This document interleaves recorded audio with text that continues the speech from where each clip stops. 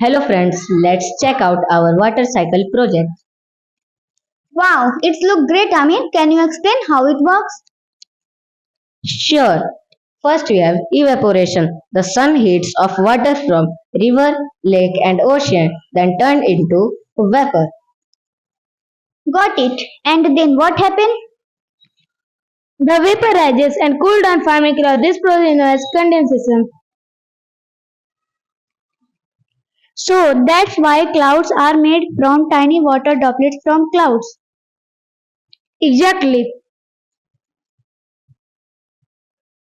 Next we have precipitation. When the clouds get heavy then fall back to the earth as rain, snow, sleet or hail. And then water come back in the form of river, lakes and ocean. That's called collection. Right. Yes, and the whole cycle starts. So again, that's how we get fresh water. Water cycle is very useful for our life. Thank you.